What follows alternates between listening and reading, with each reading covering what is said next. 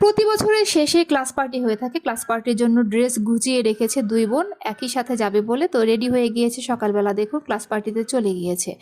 তো তাদের সবগুলো বন্ধুর সাথে আজকে ছিল শেষ দিন। তো সবাই বেলুন দিয়ে কেক কেটে নর্মালি ক্লাস পার্টি করে থাকে। তো রাদুর ক্লাসে বসেছিল, রাদুকে এবার স্কুলে ভর্তি করা হবে। তো রাদু দেখেন সেখান থেকে চলে এসেছে রায়াপুর ক্লাসে। তো রায়াপুর ক্লাসের কেকগুলো দেখতে পেয়েছেন, প্রতিটি ক্লাসে আলাদা করে কেক কাটা হয়েছিল।